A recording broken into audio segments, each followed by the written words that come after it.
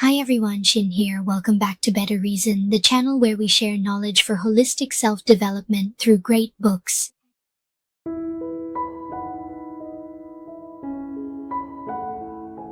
There is a book that has been celebrated for touching the hearts of people from ages 9 to 99.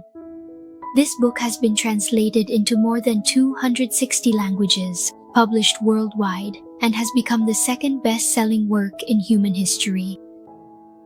And that is The Little Prince, a timeless classic. It is not simply a children's book but also a profound allegory that conveys meaningful lessons to adults. Today, I want to share about this work once again because every time I reread it, it brings new reflections. The Little Prince is like a journey of our own growing up, constantly experiencing, constantly reflecting. And as we look back at ourselves in those moments of reflection, we gradually realize what truly matters in life, the things we should pursue, the things we need to let go of, and the things worth returning to. Without reflection, there can never be growth. What about you? At this point in your journey, what is truly the most important thing to you? The author Antoine de Saint-Exupéry once wrote, "One sees clearly only with the heart. What is essential is invisible to the eye." Those things that cannot be seen are perhaps the very values that once existed but have gradually been forgotten by us. And today, let's read this story together once more, using our hearts to reflect on the meaningful things that have always existed within you.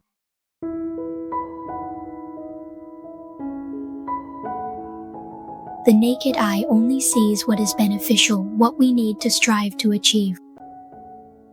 In the story, the little boy's first dream was to become an artist. When he was 6 years old, he read a book about the primeval forest. It said that boa constrictors swallow their prey whole without chewing. After that, they can't move and need 6 months to digest their food. The little boy immediately came up with an idea and drew a picture. When he showed his masterpiece to the adults and asked, "Are you scared?" the answer he received was, "What's so scary about a hat?" Clearly, no one understood his drawing. They only saw it as a hat. He felt extremely disappointed. Then he drew it again, this time clearly showing the elephant lying inside the boa constrictor. Then he went to explain it, but the adults told him not to draw such nonsense anymore. Instead, he should focus on geography, history, arithmetic, and grammar. And so, his dream of becoming an artist ended there. Children's drawings are full of imagination, as if the adult world has been taken over by practical and concrete things. The eyes of adults only see what is useful and brings value to themselves. Efficiency must always come first. As for curiosity and imagination, if they don't promote learning or translate into assets or status, they seem to have little value at all. But is this really true? An American psychologist discovered that a 6-year-old child laughs an average of 300 times a day, while an adult laughs only about 17 times a day. The older we get, the more troubled we become. There's a classic line in a book that goes, "All adults were once children." But very few people remember that. Or looking back, as children we had so many wonderful ideas that were dismissed as fanciful, so many hobbies that were considered useless. Under the pressure of reality, we willingly give up our simplicity and innocence, seeing growing up as a ticket to enter the adult world. Gradually we learn to compromise with habits, turning ourselves from innocent, pure children into adults full of calculation and worldliness. We always think that is the price we have to pay to grow up. But in reality, childhood and adulthood are not at all contradictory to each other. True maturity is not about becoming shrewd or skillful, but about being able to preserve a childlike soul in a complicated world.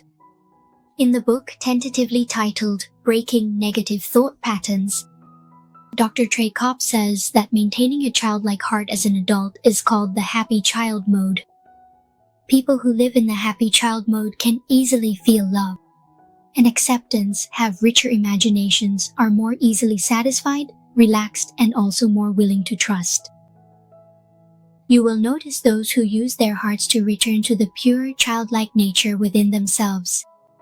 Their eyes can still shine brightly, even after weathering the storms of life. Their hearts can still retain curiosity and purity, even after seeing through the coldness of the world. Try taking a ride on the subway during the evening rush hour.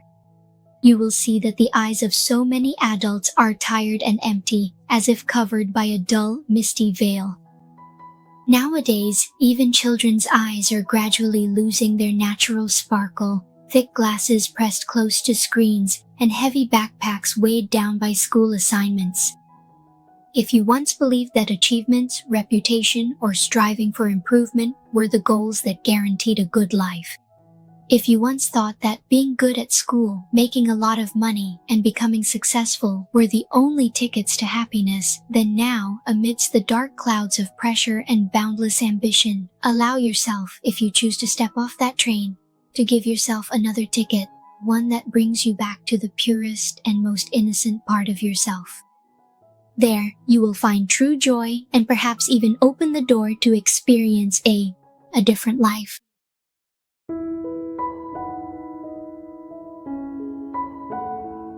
Adults only see what they have worked hard for and what must be protected at all costs.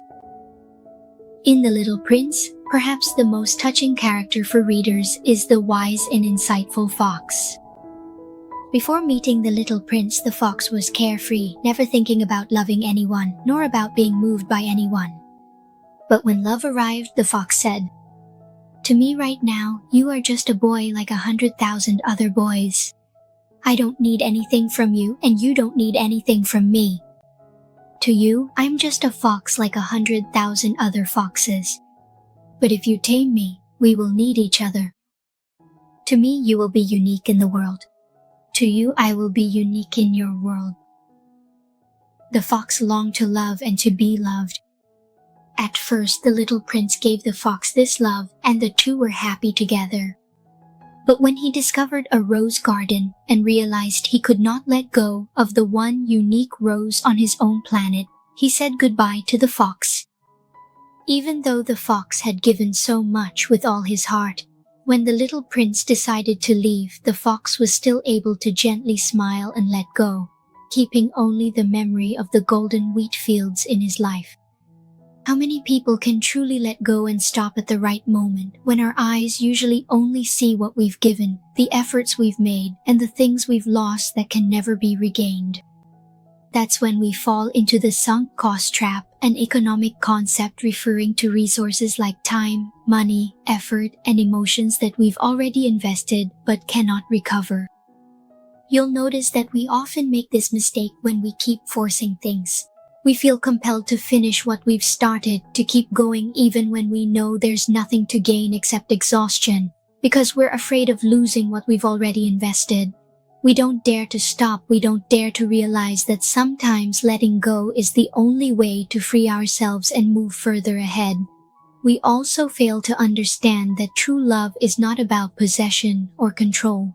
Love is freedom, is a mutual choice, and sometimes it means letting go at the right moment, allowing the other person to have their freedom and grow on the path they've chosen. Therefore, when you can feel with your heart before every decision, the wisdom within you will tell you to bravely let go of what doesn't belong on your own journey.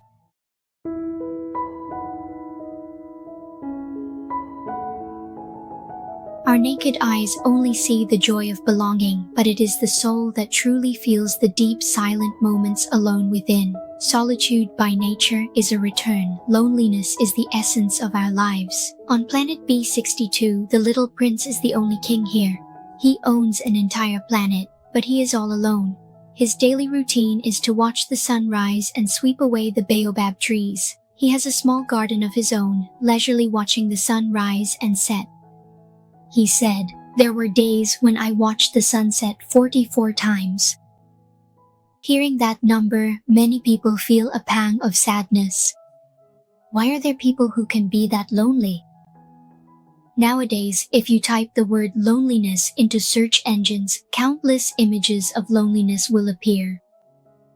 Have you ever eaten a pastry while shedding tears, sitting on a bus with your back hunched, feeling empty inside? Have you ever felt lost while looking at the city and all its lights but couldn't find a place that felt like yours? We have countless reasons to feel lonely, but the feeling of loneliness is very much the same for everyone. In The Little Prince, the people he meets on his journey are actually reflections of the true nature of each of us. People are often afraid of loneliness. The rose couldn't bear to be alone, so she tried to make the little prince pay attention to her. The rose was afraid of the wind, so he put her in a glass dome to protect her. For the rose, if the little prince cares for her, she will no longer feel lonely. However, if you keep facing loneliness by constantly seeking things from the outside to fill yourself up, in reality, you are just longing to possess, never truly fulfilled. You only become weak in the face of desires within the dualistic world that humans have created. You will only like beauty and criticize ugliness, long for light and fear darkness, crave abundance and despise poverty, seek closeness and avoid loneliness. The feeling of loneliness is an inevitable part of everyone's life. As the snake said, even in the midst of a crowd, people still feel lonely. When the little prince talked with the lamplighter, he still couldn't understand the meaning of this job. On the lamplighter's planet, there is no one else, no means of transportation. So why light the lamp at all? The lamplighters do not need others to understand them because they know the value of their own work.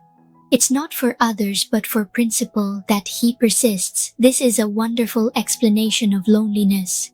Loneliness is something unavoidable, no matter how much we try to escape. Whether we lose ourselves in crowds, stroll down bustling streets, constantly distract ourselves with amusements, or always strive for others' attention and recognition, loneliness will always exist, whether you want it or not. The author of 100 Years of Solitude once said that wherever you are, remember, the past is just an illusion. Memories have no way back. Spring always passes, even the most passionate love, in the end, is just fleeting smoke and clouds. Only loneliness is eternal. Loneliness is everywhere. It is ever present, and it is a part of growing up. If you're always afraid of being alone, you will never be able to reach your full potential. The source of strength lies hidden within you. With our eyes, we only see happiness when there is closeness, a sense of belonging or recognition. But it is the heart that can truly feel the power of loneliness. When writing The Little Prince, the author was living in exile. At that time, he was completely cut off from his mother and lived without any family around him. The only thing that brought him spiritual comfort was this unfinished book. And during those difficult days, he created a great work that is beloved all over the world. So if loneliness is inevitable, will you face it with your eyes or with your heart? Allow your heart to settle, to grow little by little until one day, when you fully understand the value of loneliness, you will be able to live peacefully, no longer burdened by the past or the future. Only by accepting it. Loneliness allows us to truly live with ourselves.